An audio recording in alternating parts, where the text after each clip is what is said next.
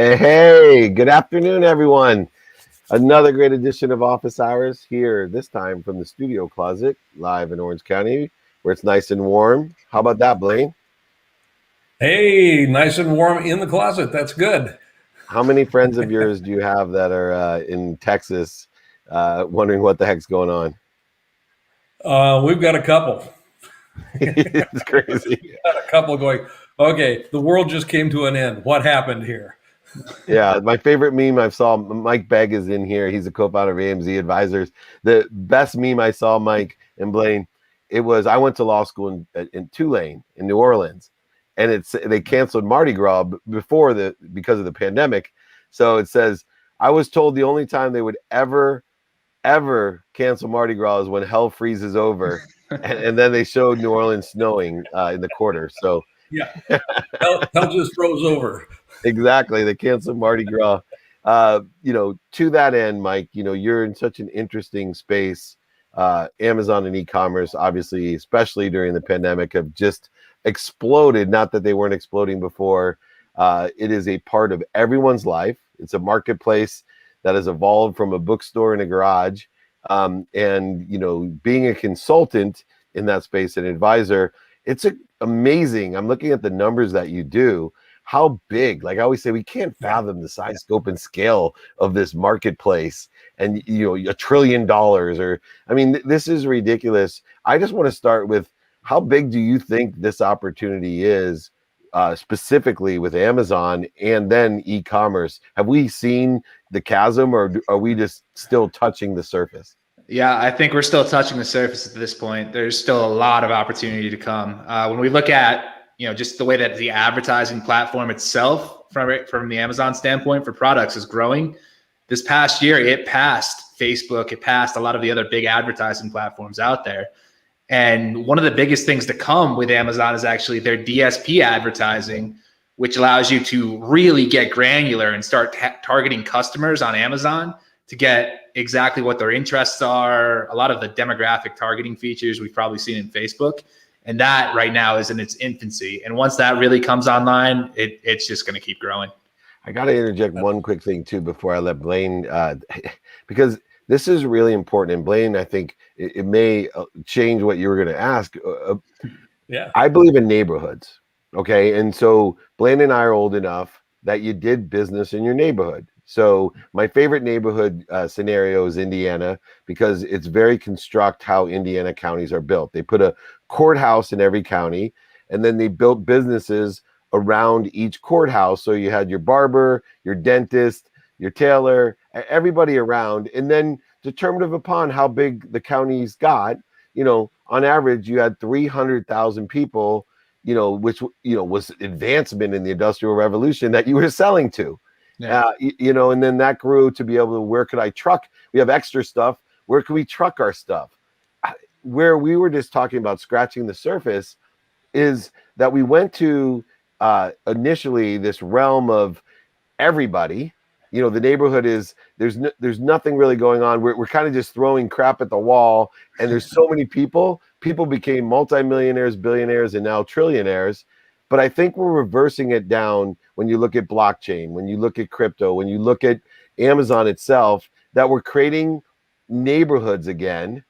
They're they don't have any walls or sizes, but there's still, I think, neighborhoods that are being built, and that's who we're going to sell to. And it seems like all the marketing is moving that way as well, to be able to market to your specific neighborhood by different criteria than your address.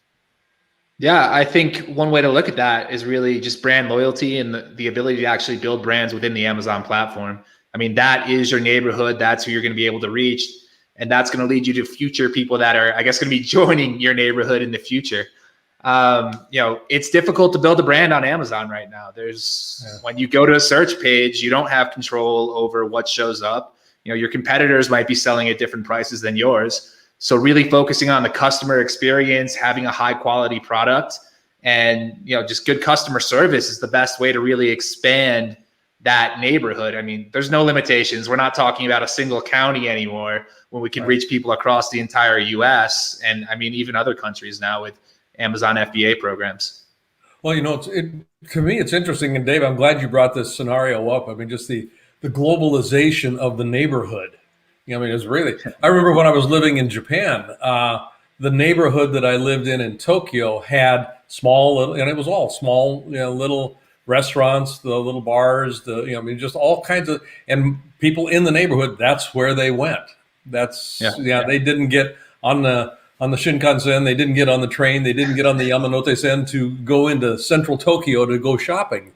Yep. And what I'm finding today, and this is kind of an interesting paradox, I think, in one sense, Mike, being able to differentiate, because those neighborhood stores didn't really need to differentiate that much, because word of mouth just kind of said, no, this is where you go to get the best sake. This is where you go to get the best sushi. I mean, that kind of thing.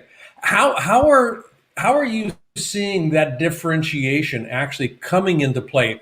Both in a B2B, but also a B2C kind of a scenario, as particularly as Amazon starts stepping in with the advertising and the way that you're talking about it doing. Yeah, so that's a very tough question, and that is one of the biggest challenges on the platform. But I mean, from a globalization standpoint, you're right. I mean, there's not a single shop in town where you need to go buy it. I mean, I'm coming live to you from Guadalajara, Mexico, where we run our team. So, we can be anywhere. Our clients are all over the world selling products to the US, Europe, wherever it may be. So when we talk about that, it's just that much more complex to actually manage that customer experience, because now you're dealing across different language barriers and different cultural expectations between how your product is presented. So for us, I think, and for a lot of businesses that I think going forward need to focus on, is really getting people in country or close to those cultural centers where they can actually adjust to the expectations that the people are going to be having there, providing that customer experience. And that's really what's going to help attract more people to your brand. I mean, the ability to, from a traditional marketing standpoint, if we think about customer lifetime value, the ability to actually see that in the Amazon platform right now is pretty limited. There's some software you can use, but that's really what's going to tell you how successfully you're doing that over time. And again, DSP, it has so much potential coming down the road for actually being able to re-engage with these people that are visiting your pages or that are shopping with you. But it starts with creating that great customer experience across all channels to make sure that no one's leaving you bad reviews, because everything is aggregated now. And customer service, and just making sure that your branding is consistent across whatever platforms that they're going to. Yeah. And as a branding expert and a marketing expert in e-commerce, you've created a vending machine of sorts where you are managing over $10 million of ad spend, receiving over $100 million in gross revenue. In the same thing with personal brands, I try to encourage and coach as an advisor to say, look, you want to do the same thing with your personal brand. You want to create a vending machine outside of e-commerce. Amazon has its own closed environment to be utilized. Have you thought about, as that knowledge base that you have in order to effectuate a vending machine, have you thought about the value of the actual product? Meaning that, in the traditional sense, I could take any athlete at a certain level, most notably quarterbacks and all-star baseball players, and put them through what I called my car wash. And I knew the system that if we spent this much and did that, their brand would grow traditionally, right? We would do, instead of focusing on the sports section, we'd get them on the front page of the life section or the business section or the and then that would build and elevate their brand. Have you thought or weighed the balance of, hey, I got a really bad product, but I know how to put the vending machine and with good customer service, I can make it successful. And therefore, maybe I should focus just doing this for myself. Or is it still, you got to have with a personal brand, you still got to have the higher vibrating product, something that's a good product, and then you're able to do it. Yeah, I mean, everything comes down to product quality now. If you don't have a good product, no matter what it is, whether it's a B2B service, whether it's a B2C product, you're going to get found out. And Amazon is one of the easy places to be found out. Same thing with personal brand. Same thing with personal brand. That's why I love Clubhouse. Yeah. Clubhouse is finding out a whole bunch of frauds. I can imagine. Yeah. But yeah, no, I mean, anything you're doing, product quality is the first thing you need to focus on. You can't put lipstick on a pig and expect it to sell $1 million a month. Yeah. The Amazon, at least, and I'll speak from my own experience on this. Yeah. I go to Amazon for product. And when I say product, it's tangible product, book, Things that I would typically find on a store shelf someplace. And in the pandemic, we've been doing a lot of shopping online. Services are a different animal. How do you go about, from your perspective, and if I'm in a service business, which I am, and certainly David is, how do you go about marketing on Amazon an intangible service? This is definitely a challenge, but this is something that DSP platform is going to address. So typically, if you're running, you go to Amazon, you search for a toothbrush. The ads that pop up are sponsored, but they're toothbrushes. They're not a service. With DSP, if you wanted to, let's say there was some toothbrush service, you can show a display ad on that search page and then send that customer wherever you want. So DSP could send people back to a page on the Amazon website, but you could also send them off platform. If you have your own website, you could run a DSP ad, send them to your own website, try to convert them through whatever offer you have to get them into your lead generation process.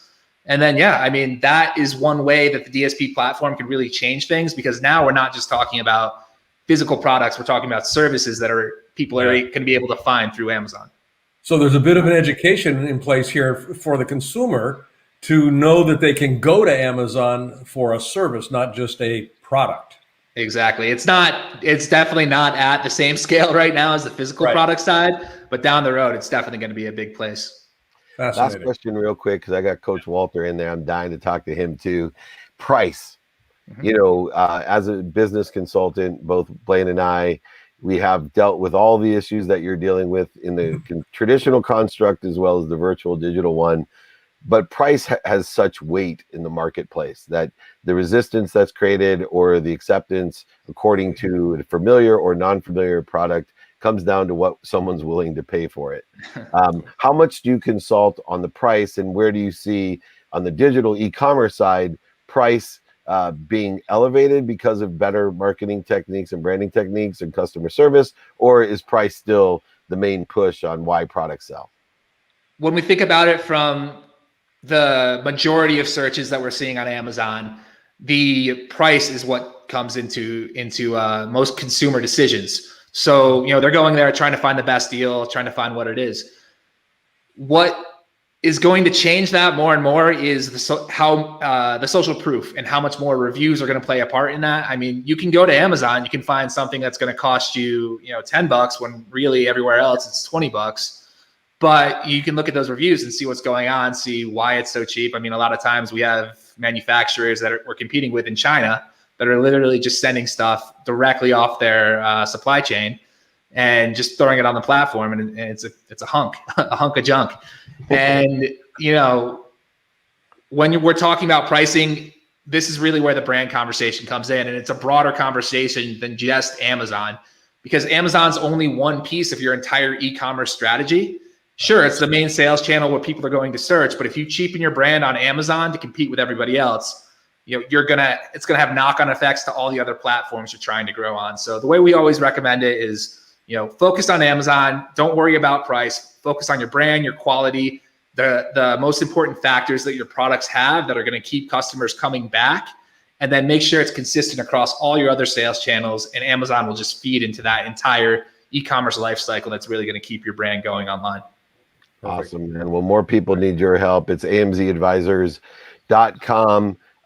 Mike, come back again, educate us. As you said, I think we're just scratching the surface on how big this opportunity is. And when you buy that private jet, come and get Blaine and I. We're ready to go. Hey, David and Blaine, I appreciate it. Thank you. Have a great day, guys. Mike Bag, AMZ Advisors. If you want the best in digital marketing, especially with e-commerce and Amazon, check out my friend, amzadvisors.com. All right, I'm super excited now. We go from business to what I love. I know you are too. Let's bring on Coach Tom Walter, head coach at Wake Forest baseball. He looks like a baseball coach. He sounds like a baseball coach, but inside he's a softie. I know his history. I am close friends with Mike Moosberger, who's a Wake Forest football alumni with an incredible heart and incredible story as well. Coach, welcome to Office Hours. We appreciate you coming on. Man, I'm super excited to be here. I appreciate you guys having me. Absolutely. I'm gonna start on the baseball side, and then Blaine, you can hit up on the heart and soul side of Coach Walter. But I have 3 kids. 2 are in college. And coming from an athletic background myself, I can't imagine that someone during my college season that I dreamed about, and I also knew it was unlike some of your players. I knew my college career and my athletic career was going to end in college. I couldn't imagine someone telling me they're going to cut my season short and I may not have a season next year. How did you deal with that message? Because I hope people out there understand, you live two deaths when you're an athlete. I don't care how old you are. That day you stop playing and then the next one. So, it's kind of like a catch-all there. You're almost given a speech that everyone had just died, I bet. How did you deal with it? Man, I'll tell you, that's a great question, because it was, one of the problems was there was so much uncertainty. We went from, we're playing at Coastal Carolina on a Wednesday, ready to get back on the bus to head home and play against Clemson on Friday. And it was, the first message we got was, well, classes, we're going to extend spring break by a week. And everybody's like, oh, okay. The players are like, that's awesome. No class for an extra week. Sign us up. And we're on the bus headed home and still thinking we're going to play Clemson that weekend. And then the next message we get is, well, some schools are canceling this weekend series. And then it was like the basketball tournament was going on at the same time, as you remember. And I think it was the Big East tournament. They literally like stopped the tip off. Like they were about to tip off and they came onto the court and like, whoa. So, it all happened in about 48 hours. We went from, oh, we're going to play Clemson on Friday to, oh, we just might miss this weekend to, oh, the season's canceled and Omaha has already been canceled. So, it just happened so fast. And then, I just remember that Friday we're sitting there with our team in the team meeting room and I was telling them they had to go home. And it was just like, and like you said, it was a good way to describe it. It was almost like a funeral. You got these guys that are seniors that have been working their whole life to play that year. You got these guys that are, trying to make their hay in the draft. So a lot of emotion, a lot of uncertainty. And it was just crazy for everybody, crazy times. As a teaching moment, this is because as a university coach, as a teaching moment, what did that present to you? Well, for me, a lot of different teaching moments, right? A lot about flexibility. We've got to be flexible. We've got to be resilient. And quite honestly, we've got to make the best of the situation. I mean, as I told the guys, I was like, man, if this is the worst thing that ever happens to you in your life, you have a pretty good life. You know what I mean? So, you try to, again, when you're 18 to 22, you have zero, David, you remember you have zero perspective. But for us old guys, us gray hairs, it was like one of these things where, hey, we're going to get through this and we're going to get through this together. And I think the one thing it has brought us closer together as a team. I went through Hurricane Katrina with my team at the University of New Orleans, and a lot of people have kind of likened it to that. And quite honestly, there are a great deal of similarities there. You've got to just kind of push through and make the best of it. Yeah. In your perspective in coaching, beyond winning, beyond the professional side of getting your players prepared for, the professional leagues, which very few will make, where to you is your vision of the student athlete today? What's your objective for your, freshmen coming in and your seniors going out? What's the big lessons, the objective you have as a coach? Well, first and foremost, be the best version of you, right? And again, getting these guys, we get these guys in college when it's that transition, that tricky transition time between you've got your parents that are in your face 24 hours a day. They know what you do, when you do it, why you do it, and who you're doing it with. And then you get to college and you've got all this freedom and you've got to make all these kind of big boy decisions, each and every day about who am I? What do I stand for? What's important to me? What am I going to prioritize today? Because as we all know, on college campuses, if you want to get into the party scene, you're going to be able to do that. So, our guys have to get to college and kind of make those great decisions. And us as coaches and our support staff that we have, we kind of help them go from parent in your face to totally on your own. So we're kind of making sure they stay on that short and narrow path and don't get too far offline while they're growing up. I run a mastermind every week that's designed for leaders. And this week's lesson just happened to be, very interestingly, one around Vince Lombardi and his philosophy around character being basically the only thing that you need to really develop. Now, that's not saying you don't need to develop skills, but the heart, the spirit, that character, that discipline to be able to withstand a disappointment, get you through and get you over the hump. How do you, I mean, I know you just talked about putting guardrails in place here for that transitional period. And I remember John Wooden talking about going back to the fundamentals. This is how you tie your shoelaces. Yeah. I mean, it drove Bill Walton crazy. But what is your philosophy around that, and how do you actually? Because I know part of your history here. How do you go about instilling that sense of character, that discipline to develop and hold fast, in the guys that you're working with? I'll tell you, one of the things we've done the last few years is we've had a team book, which is one of the greatest things that we've done here in the last few years. So 3 years ago, it was The Boys in the Boat. You guys have probably read that. Fantastic book, and just so many great life lessons. And we literally went through that book together, page by page, and just pulled out the different quotes and talked about being a great teammate, and talked about sacrifice, and talked about all rowing at the same speed, and so forth and so on. And then the next year we did a book, was called A Season of Life, that was written by, it was a Baltimore football coach, Joe Ehrman. And he just talks about, debunking the myth of what a real man is. I mean, so many of these kids growing up thinking a real man is the toughest guy in the playground, or the guy that makes the most money, or the guy that gets the most girls. And, he talks about a real man being somebody that's humble and kind and lives a life of service over self. So, we do it a little bit through those books and those teachable moments. And like anything else, we let them make their mistakes. Quite honestly, one of the things that I dislike about a lot of universities right now is they're so punitive, right? When kids make a mistake, their first instinct is to throw them out of school. And I just don't think that's not a teachable moment, right? We should be educating these kids. And again, like you said perfectly, giving them the guardrails so they don't make a big enough mistake where they can drive off a cliff. But they're still there, and they're still pointed in the right direction, moving forward and getting to their ultimate goal, which is, being a stand-up guy.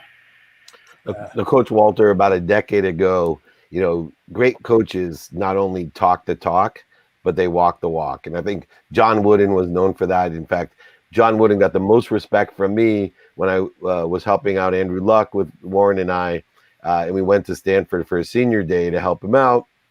And we were sitting in the cafeteria, and to my surprise, I look up in the cafeteria at Stanford, and there's UCLA's head coach, the legend John Wooden's Pyramid of Success.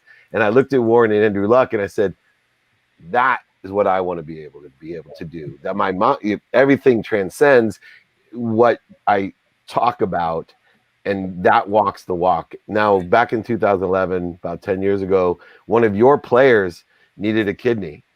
And, I remember the story very well, speaking about it. You actually gave your kidney, and that player actually ended up playing for you again in 2012, I think, but was actually able to play, moreover than just saving his life. What was it, in the context of being a coach, or was it outside of even being a coach, the decision to do that for one of your players? Well, David, we tell these players when we recruit them that we're going to treat them like they're one of our own, right? That we're bringing them into a family.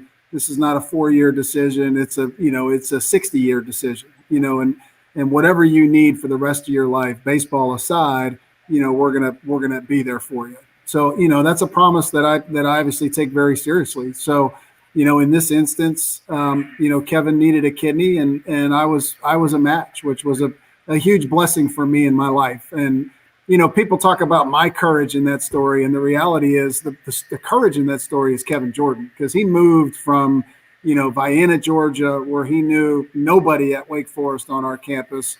While he had 8% kidney function, he's on dialysis 16 hours a day. And he moves from his parents' house to come to college without knowing his new doctor, without knowing the new hospital or his teammates. I mean, you talk about a leap of faith and a leap of courage there. And this story, I give Wake Forest a lot of credit for this story, because I'm not sure it would have happened on every campus. But Wake Forest, our athletic director, Ron Wellman, was just unbelievably supportive, and it all came together and worked out, for the best.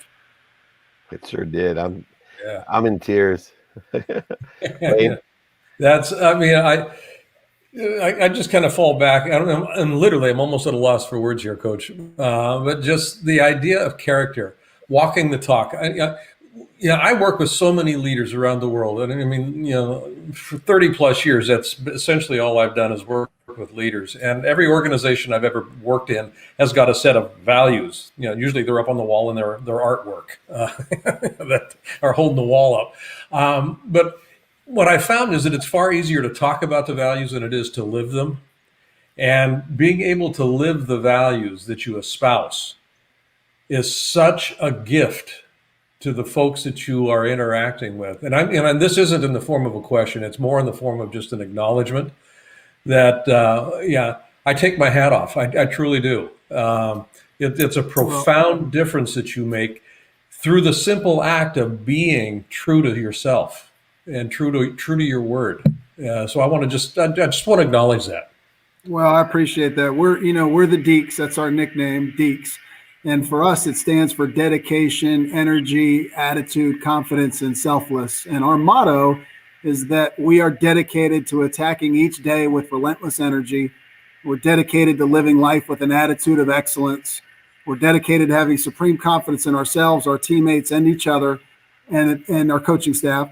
And then above all else, we're dedicated to being selfless. We always put the needs of others first. So when we talk to our guys about these decisions that come up in their life, we ask them to ask themselves, what would a Deke do? What would a Deke do in this situation? Somebody who's displays all those attributes and holds himself to that standard of excellence, what would that person do? And that's something so I appreciate you saying that, Blaine. I appreciate all you do with leadership, because that is such an important thing in our society and our communities today, getting that leadership component built into daily life. And anybody can be a leader, right? I mean, you don't have to be a coach to be a leader. Everybody can be a leader in their family. You can be a leader in your church or your community, whatever it is, we can all be a leader in some way, shape, or form. Yeah. I think one of the distinctions that you bring out to me too is a lot of coaches are just coaches. And what I mean by that, and this is true in leadership, these people just bring the best out of us, right? They have a technique through motivation and inspiration, insight on technique and skills and knowledge that they have to bring the best out, especially in athletics. We see it all the time. A good coach can bring the best out of a Tom Brady or whoever it may be. But there's always a combination. There's a coach that's also a mentor. And I think one of the distinguishments that I've made here, and I think maybe with Blaine last time, was a mentor, someone that gives the most of themselves and can bring the best out of us. And I think that was the acknowledgement that I hear Blaine saying is, you truly give the best of yourself. Now, you've been there 11 or 12 years as a Deke, and things have changed a lot in college sports. And now we're facing the post-pandemic era of understanding what teams will be able to field, what teams will have the financial capability, because I think that's going to be a critical business issue for a lot of schools, for all types of programs, is how to afford what we're doing. But one of the other aspects is just the recruiting. I being an ex-sports agent at Lee Steinberg, I had a lot of time to find out, who was going to be the best people to represent, let alone who I could market.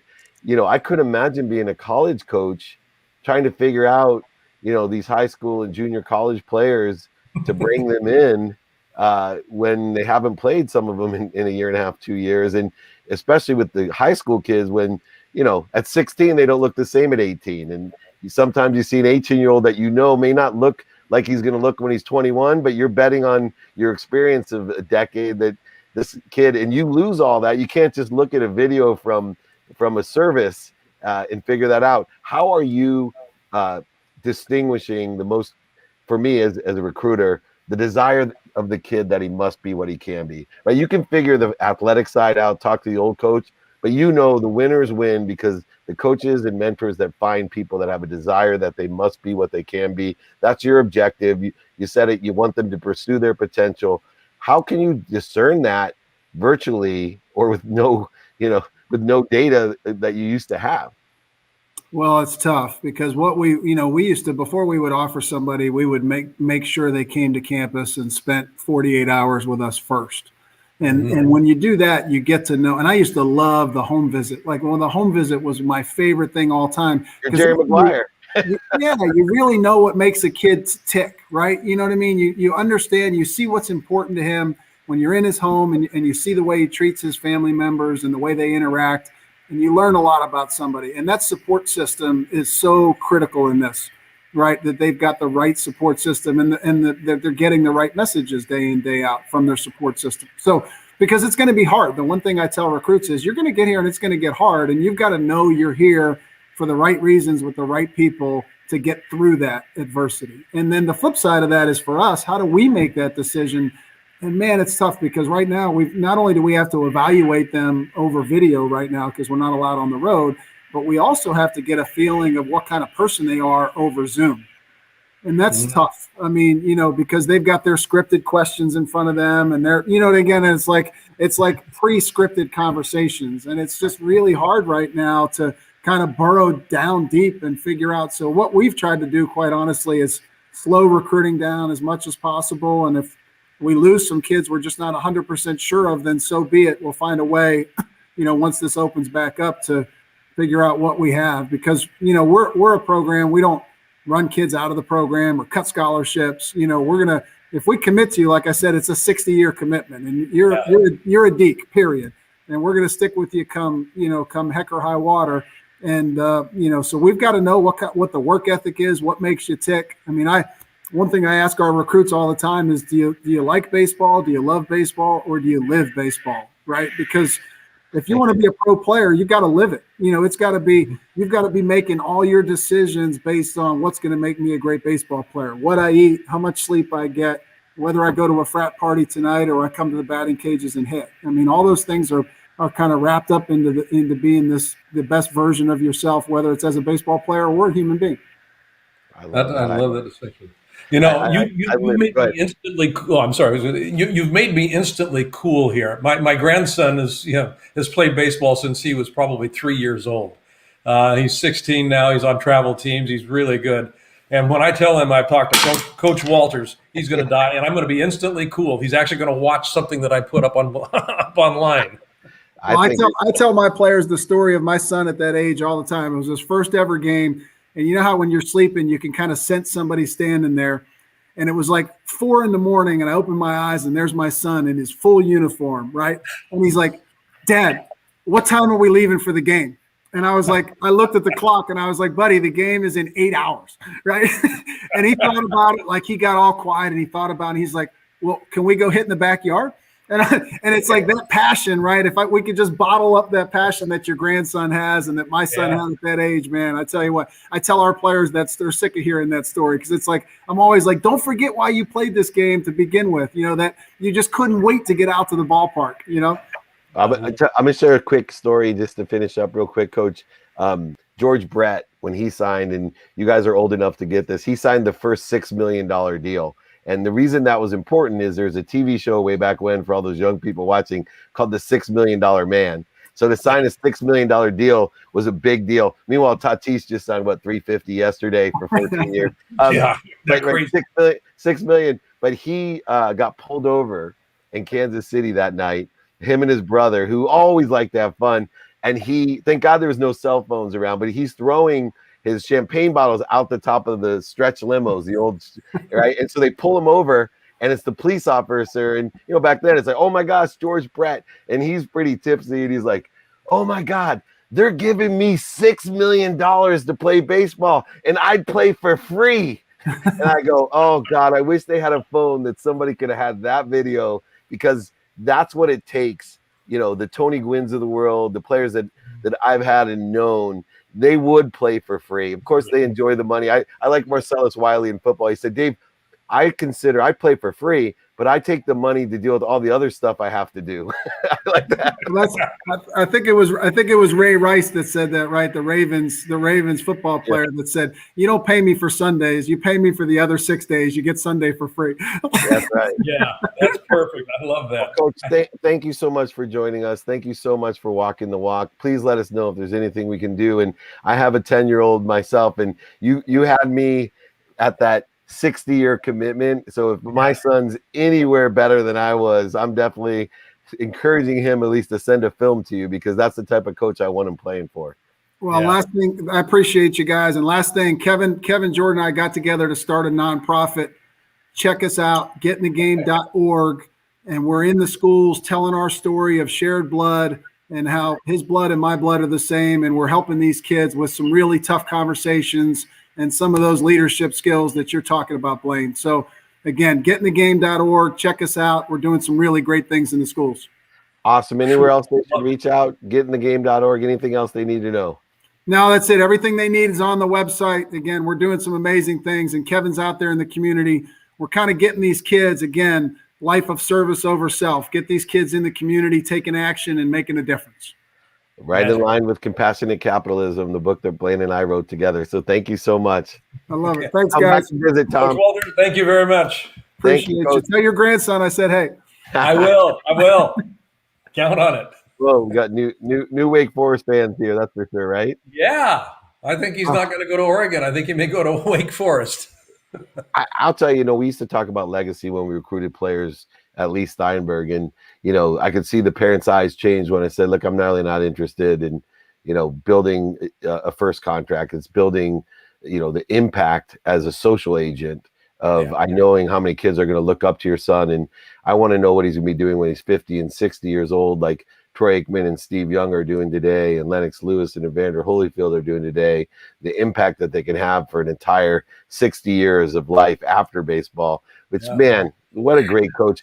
All right, my friend, take away for the day. What, are we done? What? Yeah, we're done. What, Matt? Oh, my gosh. We're not done? It looks like we're done. Like, they're coming on? Wait, I think we might. I thought Riggs was. Is Riggs here? I don't know. But anyway, let's go. Matt, I can't wait. Is he coming in or not? Give me a thumbs up or not. Here we go. This is we have someone come. And his mic is bad.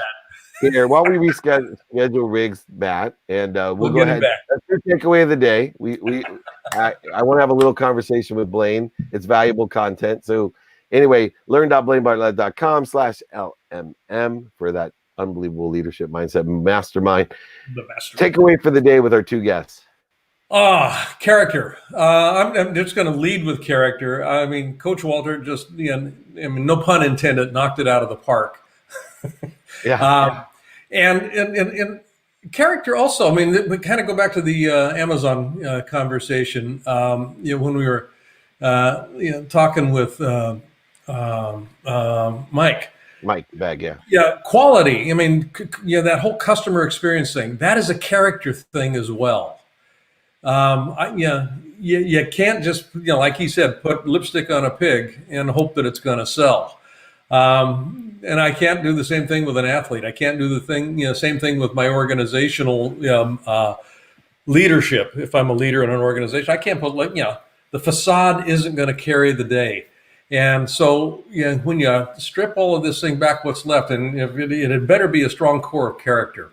And I just loved where Coach was on walking the talk, and the distinction he made. And I wrote this down. I'm going to actually use this.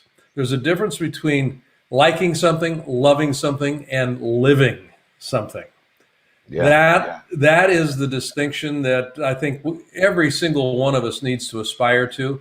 That's a conversation around beingness, around authenticity, and it requires vulnerability. And that's also one of the things that I think that Mike talked a little bit about too. Is you're in unknown territory here in a completely different ecosphere. You have to be vulnerable to try some different things.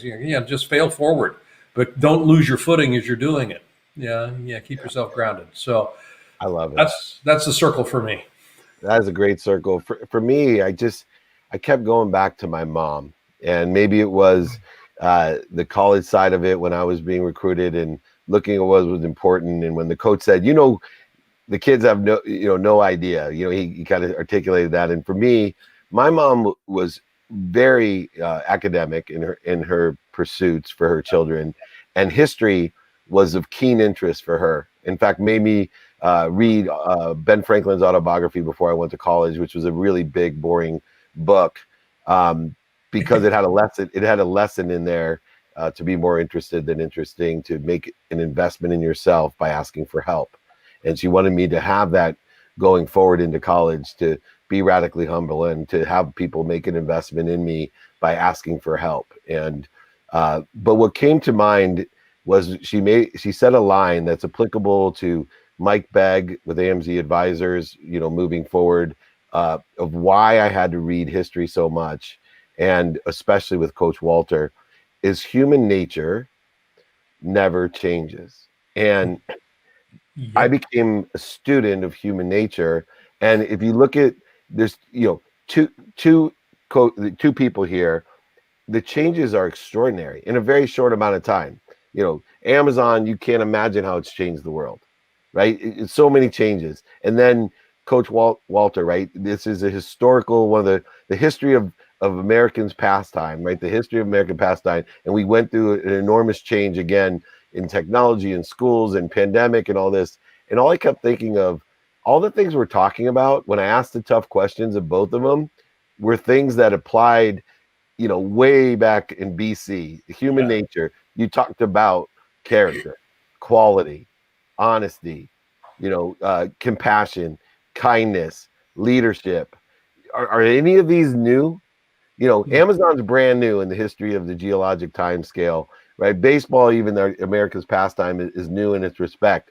But what it teaches, the lessons that we've learned, are just exposing the most important qualities of human nature that have been constant throughout time in order to effectuate health, wealth, and happiness. And it's a big takeaway for me today. Obviously, Coach Walter, an extreme being of walking the walk, and so I see. Matt, please let Aaron know that we had. Thank you. Hi. Oh, Hi Aaron, there, okay, David. you are here. Hey, Emily. Hi. Thanks so much for having me. Yes, you know what, Emily? We took up the midsection to get to you by doing our takeaway for the day. So maybe we'll apply your answers to our our human nature discussion. Anyway, Emily wanted to come on and ask us a question as we finish up, Blaine. So love to have you on. Give us a little background on what you're doing, Emily, and how we can be of service. So my name is Emily Landsman. I am founding a footwear line called Della Terra. We are a woman-led, sustainable, inclusive, and ethical footwear brand. And we are on this really exciting entrepreneurial journey that is all brand new. So one of the reasons I'm so excited to come here today and chat with you a little bit, and hope you can give me some advice. So David, I would love some advice from you about what are some opportunities that new business owners miss that are things we really should be making a top priority? Wow. That's good. So what I see people missing most is asking for help. Not to go back to my human nature story of my mom. They think they need to do it on their own. Yep. They think they need to do it on their own. And the simplest, some of the biggest mistakes, including me in my life, were made because I simply wasn't humble enough or interested enough to find someone that's already done it. Most of the business issues, especially for startup entrepreneurs, are well covered and have expertise out there and accessible expertise today. So not like Zionsville, Indiana, like the earlier discussion with Mike Beggs, but we now can access a Blaine Bartlett who has worked with thousands of companies over 50 years and knows what the critical business, 40 years. All right. 40 years. Anyway, I'm always aging the poor guy. He's such a good looking guy. Sorry. But truly, it amazes me. Some people come for me to help, and I'm looking, going, didn't somebody tell you should have, set up this type of structure or use this type of account, or, there's a fund here. What it's amazing, like issue after issue after issue. 9 out of 10 entrepreneurs do not ask for free help that's available to them with experts of 30 or 40 years experience, that it is nothing for them to help them. They could say in 1 minute, sometimes I've had entrepreneurs who have had issues for months and months and months and get on the phone with me for literally 1 minute, because I have a 5-20 rule, 5 minutes for phone calls, 20 for meetings. And they literally think we're going to be on the phone all day. And in 1 minute, I tell them, well, here's what I did. Here's who I know. I hope this helps. And they're like, oh my gosh, you're a genius. No, I paid the dummy tax because I was dumb enough not to ask someone for help that knew this answer. So you're smart enough to ask me for the answer. So that's it. Ask for help is the biggest mistake that I see people make. Blaine, anything you can add? Oh, questions. I mean, that's, questions open up worlds. And that's one of the things that you can pay attention to, Em, is, when you craft a good quality question, it opens up a world that you weren't even aware of. And that world can get populated with some fascinating opportunities. And the other thing is, I'm assuming you've got some sort of a business plan for the business. Throw it away. I love you, man.